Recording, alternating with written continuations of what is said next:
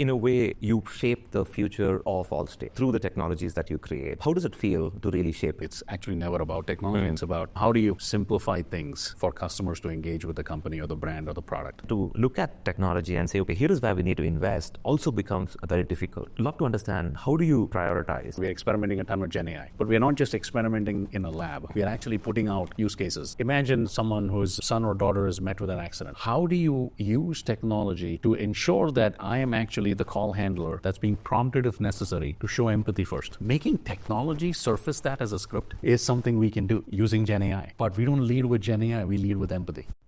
Hello, everyone. Welcome to yet another exciting episode of the Zinnov Podcast Business Resilience Series. I'm Karthik Padmanabhan, Managing Partner at Zinnov and the host for today. Today, I'm excited to tell you that we're joined by Kamal Natarajan, SVP of Allstate Technology Solutions. Kamal has had a storied career in technology transformation. He has worked across multiple organizations. He's transformed their journeys, brought in new technologies, built teams, culturally very sensitive in actually talking about building teams out and innovation. He's built out great products, and today he's in the forefront of changing Allstate into a tech-led organization. Welcome, Kamal, and great to have you here. You've had a storied career now, spanning over 2 decades. Why don't you take us through your journey to get you to where you are right now? Sure. So one, thank you for having us. Thank you for having me and the opportunity to represent Allstate. I appreciate it. Like you said, a little over 2 decades in the technology field, born and raised in India, in Bombay. So I did my undergrad here and then went for my grad studies to the United States, got a degree in computer science, and then did my MBA and also got some education and got my first job at Otis Elevator Company as an intern, where it was fun to kind of work on elevators and not like mechanically on elevators, but build technology around elevators and work with some real giants in that space that taught me a lot of things as to how to make technology relevant and simple enough for companies to put to good use. So my career at Otis was for about 13 years, and then I left and went to Terminix. I was a CIO for Terminix for a couple of years, and then I have been at Allstate for now almost 9 years, actually over 9 years. And I have been in 3 different divisions at Allstate. I was the CIO for Roadside, a business unit that rescues people when they're stranded on the roads. So built a ton of cool technology for them. And then I went to the claims division, which is in an insurance company like Allstate. Claims is a large, massive, complex organization that does some amazing things like, just restoring customer lives when things go wrong. So building a ton of technology and supporting tech for claims was a fun gig. Did that for some time. And then I went into claims to run their digital transformation. So I was the chief digital officer for claims for a couple of years. And then I came back to technology, and now I'm responsible for all things tech. I had technology for the insurance businesses for Allstate. And Allstate, for those that may not know, is one of the largest insurers in the United States. We sell in the United States and Canada. We have our captive center, our global in-house center here in Bangalore as well as in Pune. We call it Allstate India. So I'm here visiting Allstate India and my team's here. Fascinating in terms of how now you have shaped businesses right now. And today's world, business and technology is completely inseparable. We can't imagine a business that does not run with technology powering it. Yep. So in a way, you shape the future of Allstate through the technologies that you create. How does it feel to really shape it? How do you prioritize it, and how do you work towards it? If you try not to lead with technology and lead with outcomes or experiences, it just becomes a lot more relevant. One of the mistakes I think a lot of leaders make is make it about technology. It's actually never about technology. It's about how do you simplify things for customers to engage with the company or the brand or the product. So when you have that perspective, it has personally helped me in my career to say the so what behind things, not so much the what and the how. When I was growing up, my mother taught me this very important thing that has been engraved and etched in my brain. She said, if you cannot explain something in a simple way, you probably don't understand it. Okay, so my tendency is to try to understand things in a way that I can simplify and explain it to a 10-year-old or a 5-year-old. And I've learned that the 5-year-olds and the 10-year-olds are much smarter than I was when I was 5 and 10. So it becomes a challenging task. Trying you there. Yeah. So I have a tendency to try to simplify things. Technology is no different to me. And I don't need to be an expert in technology. I just need to know how to use it. That's the key difference. And so if you figure out and if you're passionate about making technology simple enough for consumption and hide the complexities and not eliminate the complexities, I think that's the key. So this is what my career has taught me. Allstate has taught me that. Insurance is a very complicated, unfortunately complicated phenomenon. People don't necessarily understand it well because it's complicated. Right. I don't even think insurers can explain insurance too well. It goes back to what my mother said, partly because we don't understand it ourselves. Right. So the point I'm trying to make is the key to success is to simplify things. Right. starting with our core existence and the product. Why people need what they need. Right. How can it actually help them in their lives? And how do we build technology to make that engagement, that consumption easy enough? So really focusing towards business outcomes, customer success, looking at what stakeholders need, and simplifying technologies as a way to go achieve those outcomes has been the key all along. But talking about technology itself, it's just evolving all the time. What was probably cutting edge a few years ago is already legacy now. Right. So in a way, then to look at technology and say, okay, here is where we need to invest also becomes very difficult. Yeah. So love to understand, how do you prioritize? How do you make the investment choices that you need? How do you know this is the technology to invest in, or here are the ones that we need to focus on, and then build a roadmap for them? With some examples would be awesome. The key is to not chase technology. The key is to essentially remain focused on the so what. Now, of course, the challenge is technology is changing. I've been an engineer in my career. So one of the things about engineers that I'm most proud of is we are lazy by design. And the fact that we are lazy helps, because if you give a very mundane task to an engineer, she will try to figure out a way to automate it, right? The worst thing you can do to an engineer is give her something that shouldn't exist. So there is a combination of re-engineering of processes, existence, and whatnot, and then thinking about automation. At Allstate, we've become really good at becoming ridiculously fast to do things. We're experimenting a ton with Gen AI. But we are not just experimenting in a lab. We are actually putting out use cases. Wonderful. Learning about summarizations, for example. Right. How do we put voice experiences backed with intelligent assistance, such that if we are humanizing the experience, we are making it very conversational, but still it's a artificially intelligent mechanism behind, and trying to see if that's upholding our values around empathy, Right. respect, dignity, and all that. Right. Imagine someone whose son or daughter is met with an accident. It happens, right? And that's what insurance is about. First thing is you're worried about their safety. Absolutely. How do you use technology to listen to a conversation to ensure that I am actually the call handler that's being prompted if necessary to show empathy first? Don't worry about the 16 questions you need to ask to file the claim. Right. Right? Assume you're on the other side dealing with a loved one that is going through a problem right now. Right. What would you want to hear? Making technology surface that as a script is something we can do using Gen AI. But we don't lead with Gen AI, we lead with empathy. So that kind of thinking, that kind of a culture, baked with our way of working, which is we call it the outcome-based delivery model, it will not restrict us from only using available tech stacks. Right. So that's what we bet on.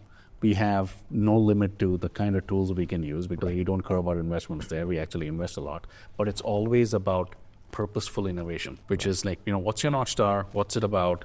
And oh, by the way, so long as it's about that, go blow up things. I'm okay in a lab. Right. But come back and make it relevant is what we do. Great talent, shared purpose, cultural values is able to get you to innovate better, faster, and embrace new technology. Can I just maybe use one more example? Of course. We believe customer likes and tastes are changing.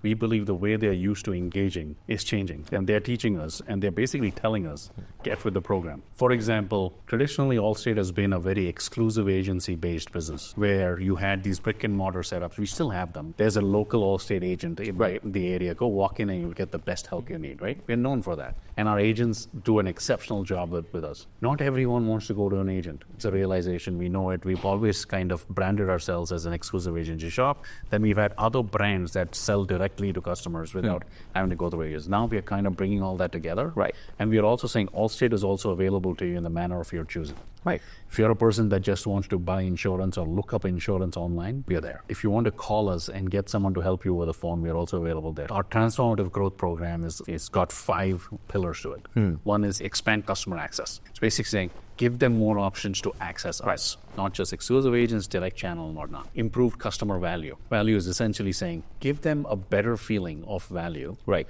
Maybe by reducing the price, getting more competitive, or offering them more for the same price. So we're working very hard on our product portfolio. Then there is increase our sophistication. This has got a lot of smarts and intelligence, data science behind it, technology behind it. Increase our sophistication on customer acquisition. So we are, in the United States, you'll notice that we are all over when it comes to advertising in different media, and we are very prevalent now, and we are kind of relating to people, and we've really gotten more sophisticated with acquiring the leads and customers through better investments and smarter investments. The fourth thing is build new technology ecosystems, because we are not going to just modernize and take our time to kind of get the modernization roadmap there. We are building new technology ecosystems like new policy admin systems, new customer engagement management systems, all from the ground up. We've done it already, and we are rolling that in those new products out. The fifth one is transform our organizational culture. Right. So these 5 things coming together are actually pushing us. It's becoming the secret sauce for us to actually make ourselves available, easier to access. So it's not only going to be exclusive agents, it's going to be other channels of access, better products that they can relate with. Not every coverage we thought everyone needed, but tailored coverages to meet your lifestyle versus my lifestyle differently and whatnot. And then technology systems that make it extremely easy and fast, Right. for us to completely change what we just did yesterday and to go back with something new today. So speed and flexibility is what we're on. And really what I take away from that is the center of that 5-point strategy is that you put customer and people as everything that the whole thing is centered on, right? So all of those 5 pillars are focused towards customer value and how we look at people in enabling that customer value, right? So that's, and it gives purpose and a mission to the smartest engineers, Right. that just want to put their headphones on, wear a hoodie, and just code away. It's good to have that purpose. Just get out of their way. That's what we do. Yeah. In fact, I think you led me to the question that I've been wanting to ask you, which is on ideation, innovation. Because innovation is in a way key to your digital transformation. Yeah. And you've also built in a lot of high performance teams who are culturally tuned towards innovating, getting those ideas out there as fast as possible. Yeah. How have you done that? Talk to us about how we build those teams. Yeah. How do you create that innovative mindset? My experience in going out and working in claims, for example, at Allstate, was to appreciate that processes also play a very important role. Right. All technology can do, if we don't push hard enough, is to automate something that, again, shouldn't exist. That's a great point. Yeah. So starting with the process and its relevance to a customer experience that we want to deliver. And you got to go even further. I say cross the line, because we always have been building solutions for the front lines. Right. When you look at things from the eyes of the customers, all the complexities we believe in don't matter. Right. To the customer, it's all about 4 things when it comes to insurance. It's they discover the need to purchase something, they purchase it, then they want to manage and interact with the product, they want to use their protection, or they want to renew and leave. That's it. If we reverse engineer our existence around these 5 journeys, life is simple. There's a lot of complexities to do that. Changing process and changing experiences to simplify it for the eyes of the customer by either eliminating complexity or simplifying complexity is the key. A good example is this how you would consume life outside of work? Today, in India, it's as digital as I can imagine. Consuming life is very digital. Is your app to file a first notice of loss or ask for help when things go wrong? As simple as how you would ask for help, to get food delivered to your house. That's how we are forcing ourselves to think about insurance. Right. And that's what's helping us really get excited about, wow, we've got a lot to work on because our world is complex. Right. I love the way that we started with innovation and then we spoke about how it's all about building processes and innovating around processes. And then we tied it back to making lives easier.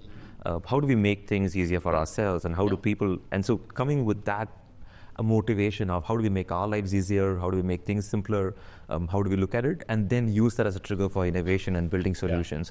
That's actually excellent, right? In that same vein, if I look at insurance as such, where do you see trends in insurance? Are they changing? Are they remaining similar? Where do you feel the puck is moving when it comes to insurance? I'll probably say a very unpopular thing. I think insurance is the worst industry you can benchmark because I think we are far backward because the complexities. We actually admire our complexities, right? To a point where we almost come across as not wanting to change it. Okay. So the company that actually takes the leap is the one that's going to win. Allstate has been a company, for example, that has led with what we call exclusive agencies, where you have these brick and mortar setups that have been extremely influential in our growth and our presence. Where people walk into the brick and mortars and experience insurance. There was a time where travel would never be possible without actually walking in and working with a travel agent. Right, exactly. Right? Look at the world today, right? If you don't kind of think about the customer experience and is it simple enough for a consumer to get something complicated, what the kayaks of the world, the orbits of the world, and the Expedias of the world have done is they've hidden the complexities of airline reservation. They're not necessarily eliminated it, they've hidden it. Correct. That's a tactic. So how do you hide or eliminate complexities is what it comes down to. In insurance, we'll win if we even align to the customer experience, because unfortunately, nobody in the market, in the industry, is doing something very remarkable. So again, benchmarking against a leader in the airline space or the banking space is what we are trying to do. So it comes down to hiding complexities. It comes down to eliminating complexities. And again, making our products and experiences super easy to consume for a consumer, so she doesn't have to think about it. Right. How do you make it ridiculously effortless? Right. To buy insurance, to get help when you need it, shop for a better price when you also need it. Yeah. Wonderful, right? And I think there's almost a theme that's emerging in terms of how do we declutter, how to make things simpler, how do we really transform by making it easier for consumers, right? That's probably the theme of what we're trying to do. And I love that totally. Just going to move on to a different part of what I've been wanting to ask you, which is your center in India. The center in India today has really grown. It's been there for 12 years, but grown from about 50 odd people to 8,000 people right now. It's a multifunctional center, so you have technology, you have chat services, you have operations. That again, I do know that you're actually looking at simplifying across value streams as well, and not keeping a siloed way of operations, which I think is wonderful. Could you tell us about how the center has evolved in your eyes? How is it shaping, and how is it helping the global strategy? Yeah, I think our Allstate India Center is very core to our existence. Right. It's very core to our strategy. It's not just labor arbitrage. It's a strategic center where we actually moved operations in its entirety, functions in its entirety to India. It's not just within tech, it's also within, like you said, claims, shared services, and other back office operations. Right. Having folks with a completely diverse and different perspective, serving in different markets, consuming life differently in a completely different continent, and offering their perspectives on what things could be and how insurance is consumed here, it's actually making us better. Right. The talent here is extraordinary. Educational institutes are, for example, in technology, cranking out great talent. How do you take that raw talent, I call it an unpainted bumper, and paint it to your liking? Right. So that's what we do well, which is that we induct them into our way of thinking and our way of working, but we don't try to reshape their curiosity and their intellect. Right. Because the worst thing you can do is hire smart people and tell them what to do. Exactly. What we do is just show them the problem and get out of their way and empower them. Right. So that's a culture that I think is helping us. It's helping us attract, retain some of the best talent. We are not necessarily the best payers, but we pay pretty well. But more importantly, we create meaningful work. Wonderful. The feeling of inclusion, I think, is what separates us from many others. The line sometimes that I say is, if I'm talking about a center in India, come in for the talent, stay for the technology, watch it transform the global organization, right? So all of that, what we try to do, talent, technology, and transformation, we see that in your center. And thank you for fostering that as well over here. It's a great story that we talk about. Now, talk about business resilience. If you have to say, what's your secret sauce? If there's one magic ingredient towards business resilience, what would that be in your view, from your journey? Actually, I would think it's our shared purpose. And I'm very proud of this. Our chairman says this really well. Our shared purpose is to empower customers with protection products and services to help them achieve their hopes and dreams. What that means to me is we want to be that company that is there when the customer needs us the most. Right. We actually make it real because we believe our claim handling, for example, is one of the best in the industry. When things go wrong, Allstate shows really well. So that, I think, our shared purpose, our commitment to our stakeholders, our customers, our communities, right, is what separates us because it's about them. We are a company that has reserves. Bad weather has often shaken the industry up. Right. But we remain resilient. We remain committed. Right. We've kind of persevered through bad weather. Right. What also shapes us is the native innovation that we bring in because of our passion. When you have not many means, you get really innovative. Scrappy is usually the way to win. It's not that we don't have means, but we pride ourselves in being scrappy. Right. So how do you best solve for things without necessarily going and buying new gadgets and new tools every time? Right. That's a tendency we have because we are very cautious about spending customer money. But when it comes to something we believe there is value in, we don't mind spending a ton of money around it. So purposeful innovation is what I think has differentiated us. Our shared purpose and our commitment to value and our customer commitment, our community commitment, right, has centered us, has grounded us. And it's the talent that actually differentiates us. Yeah. Everyone is just talented to make a difference, just passionate to make a difference every day. I love the scrappy part, right? I'll take that, right? Being scrappy, I'll take that as dogged determination and tenacity, right, is probably what it is. Growing up in Bombay has taught me a few things. Absolutely, absolutely.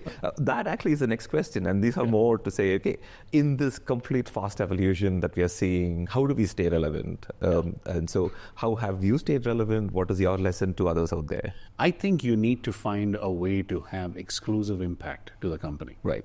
The day I realize I'm not adding value, I'm going to go find something else. It's okay to not be the smartest person in the room. Right? Your role is to become a platform that brings the right people with diverse skills, cross-functional teams. It's not always technologists and engineers. When we have some of the best engineers and best digital product managers, the best minds that we believe we recruit, and we feed them this passion that makes them indestructible, right? But it's then building teams around missions being very customer-centric, very passionate, very noble, I would say, empowering them in a way and making it so passionate that they don't feel they're working, they feel they're out there to make a difference in people's lives. Right. That's the motive, that's the passion that we try to inculcate. Becoming a part of that recipe and creating a culture is what I do now. Right. So I'm more of a lifter of blockers. I'm the water boy on the sidelines that's helping teams win. So my job has become more of an HR guy right now. Orchestrator, Kamal. Orchestrate, that's the one. So staying relevant, I just am very curious enough to try to understand the so what behind things. Right. So not getting carried away with a bunch of cool tech, to your point. Tech changes before you know it, it's irrelevant. Exactly. Knowing how to put it to good use, having a curious mind, and learning about life by just consuming life digitally is what makes me stay relevant, to be honest. So trying to simplify things, trying to say, you know what, I use this particular feature in this app that I booked something with. A reservation, for example, I love this Open Table app, for example. This is how we make restaurant reservations in the United States. I've been away for too long, so I don't know what the equivalent here in India is. But that inspired me to say, booking an appointment with a repair shop in the United States for an insurance company should be as simple as Open Table. Right. Okay? Everyone we hire knows about Open Table because that's how they reserve. Guess what? We created an experience that customers don't have to think how to use because they now relate to, this is how I consume life outside of work. So as an example, how do you make things simple and relatable? Right. And for that, you just need to be curious and consume life digitally. You need to drink your own champagne. And when you know how to do that, and when you're humble enough to know your role is to just be an influencer of people to bring out their best, I think you can find your space. The next generation of leaders, they're coming through, right? And what is your word of advice to them? And when you look at them trying to shape the next generation of products, of Allstate and so on, what's your word of advice to them? It's a good question. I have a 15-year-old daughter. She's the best thing that ever happened to us. She teaches me a ton. She's the one that I used to experiment, saying, she would try to play around, and she would just throw the phone and walk away, saying she's disinterested. So that was the sign, saying make it simpler, make it easier. Now she's a generation I relate with, and I'm also very curious about as to how the hell is this generation going to shape expectations. So that's how I ask myself. My advice to her has been find a way to be that person that knows how to get things done. Right.